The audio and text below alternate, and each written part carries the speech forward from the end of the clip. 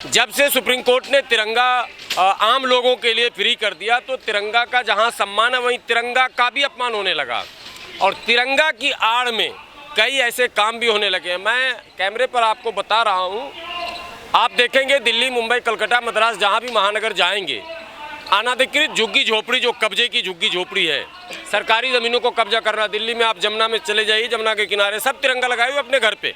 तो क्या मतलब, देश में सरकारी संपत्ति, जो सरकारी भूमि है, उस पर आप कब्जा कर रहे हैं, तिरंगे का आड़ है। धार्मिक उत्सव आप देखेंगे, जुलूस निकलते हैं, अभी मुहर्रम आने वाला, वो देखेंगे आप। आपने रामनवमी देखा होगा, आपने हनुमान जयंती जुलूस देखा होगा। तमाम जुलूसों में लोग तिरंगा हाथ में लेकर जा रहे हैं। धार्मिक जुलूस है, धार्मिक झंडे, धार्मिक नारे, हो गए, बात खत्म। लेकिन तिरंगे का राजनीतिकरण हो रहा है। मैं राजनीतिकरण के साथ साथ अपमान हो रहा। अब धार्मिक जुलूसों में तिरंगा, गैर कानूनी धंधा कर रहे हैं, गैर कानूनी। अब मैं नाम नहीं लूंगा कौन कौन गैर कानूनी है। उनके घरों पर खूब जबरदस्त तिरंगे लहरा रहे हैं। वो दिखावा करते हैं कि हम राष्ट्र प्रेमी हैं, जबकि देशद्रोही है वो। जो लोग देश में ड्रग्स सप्लायर हैं, जो लोग मनशियात को फैला रहे हैं, जो लोग नशे के कारोबारी हैं, जो लोग माफिया हैं, जो लोग गुंडा हैं, जिनसे समाज के लोग डरते हैं, भयभीत होते हैं, जिनके क्रियाकलापों से अशांति फैलती है, उनके घर पे भी तिरंगे लहराए जा रहे हैं। तो इसको मैं कैसे समझूं कि तिरंगा का सम्मान है या अपमान है? सम्मान तो तब हो कि कोई प्रतिष्ठित व्यक्ति, कोई समाज सेवी, समाज को समर्पित लोग, कोई बुद्धिजीवी, कोई संत महात्मा, कोई अच्छे लोगों के घर पे तिरंगा हो। तो मैं तो मांग करता हूँ सुप्रीम कोर्ट से, आदरणीय सुप्रीम कोर्ट से, सरकारी इमारतों तक ही तिरंगा को सीमित रखा जाए। तिरंगा का जब जिक्र आता है तो आप लोग पता नहीं यात्रा करते होंगे, पुरानी दिल्ली हम लोग जाते थे, नई दिल्ली, पुरानी दिल्ली, पटना, लखनऊ स्टेशन पर एक महिला गैंग होती थी। महिला गैंग मैं कह रहा हूँ, महिलाएं होती थी, इतना बड़ा तिरंगा, इतना बड़ा, और एक पिन, इतना बड़ा तिरंगा और एक पिन। जो भी यात्री आया उसके कॉलर में वो लगाया और 10 रुपया दे। कभी आप लोग को मौका मिला है? व्यूवर आपके जो सुन रहे होंगे उनको पता चल गया होगा जिनके ऊपर ये घटना घटी होगी।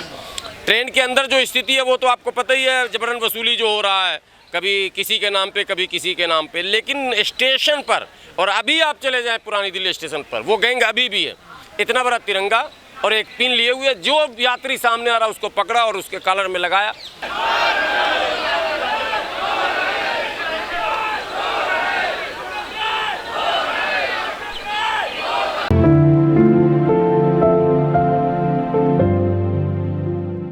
बीजेपी निकाल रही है और साथ में दिल्ली में आम आदमी पार्टी भी आजकल तिरंगा यात्रा के मूड में दिख रही है। उत्तर प्रदेश में भी तिरंगा यात्रा हुआ था।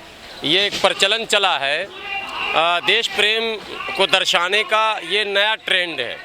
जबकि देश प्रेम का अर्थ है समाज के उत्थान, देश के विकास, तरक्की और देश में अमन, शांति, भाईचारा के लिए काम किया जाए। यदि अमन, प्यार, प्रेम, भाईचारा और एकता के लिए कोई काम करता है तो आप समझ लें वो देश प्रेमी है, देशभक्त है।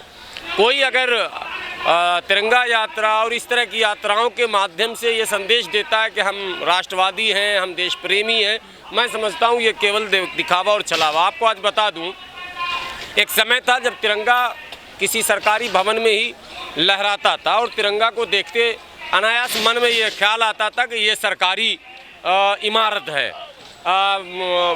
चाहे वो डीएम साहब हों, एसपी साहब हों, इस तरह के जो भी होते थे, उसमें तिरंगा जो है लहरता रहता था।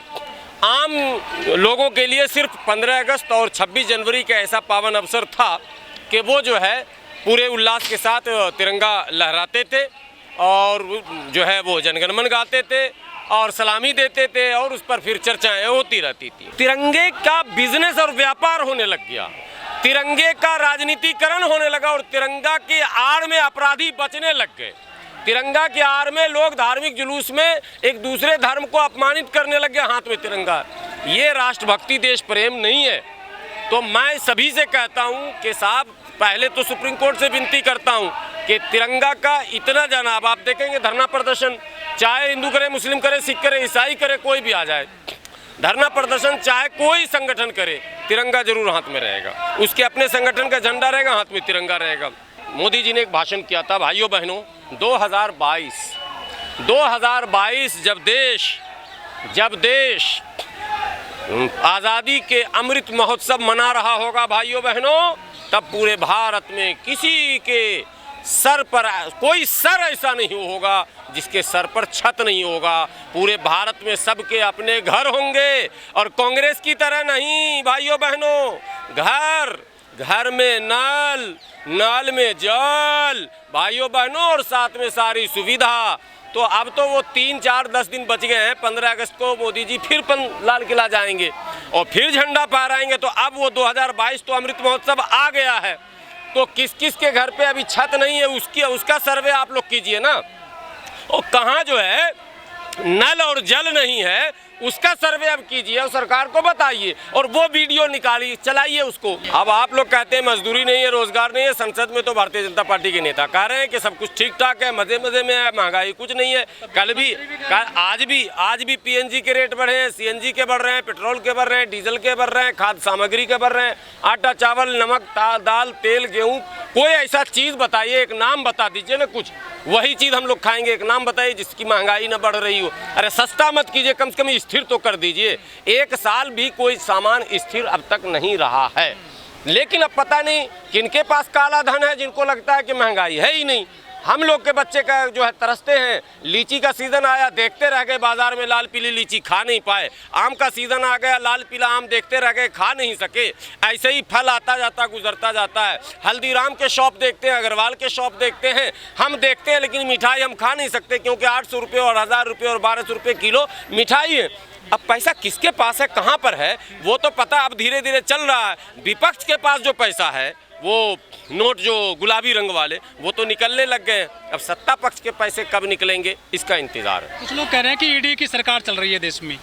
भाई आप एक बात बताइए, कहाँ भ्रष्टाचार नहीं है, कहाँ घोटाला नहीं है। लेकिन बंगाल में रेड पड़ेगा, झारखंड में रेड पड़ेगा, तमिलनाडु में, आज तमिलनाडु में रेड पड़ा है, आज तमिलनाडु केरल में पड़ेगा, महाराष्ट्र में तो हो गया, दी एंड हो ही चुका। अब इसके बाद रेड नहीं पड़ेगा, नया कोई नहीं होगा। राजस्थान में रेड पड़ेगा, लेकिन मध्य प्रदेश में कोई घोटाला हुआ ही नहीं आज तक, ना होगा जब तक भारतीय जनता पार्टी रहेगी। और उत्तर प्रदेश में भी कोई घोटाला नहीं। सारे नेता दूध में डुबा डुबा के निकाल लिए गए और उनके पास कुछ पैसा नहीं, सारा उन्होंने दान कर दिया। वहाँ ईडी काहे को जाएगी? ईडी तो उन नेताओं के पास जा रही है जिन्होंने दान नहीं किया। ठीक है गुलाम जी, यदि बीजेपी घर घर तिरंगा पहुँचा रही है अपने पैसे से, तो दिक्कत क्या है विपक्ष वालों को? नहीं, दिक्कत किसी को नहीं है इस पर। कौन आप देखिए, भारतीय जनता पार्टी क्या है, उसके पास एक रणनीतिकार ऐसे हैं कि मानसिक रूप से उलझाना कैसे और विपक्ष को लाजवाब कैसे करा। तिरंगा पर विपक्ष कुछ बोले तो फंसा, देशद्रोही का ठप्पा लगा। आप 135 करोड़ की आबादी में अगर एक झंडा 10 रुपये का भी अगर है, 25 रुपये का अगर है, तो 135 करोड़ इंटू 25 कर दीजिए, कई खरब रुपए होते हैं।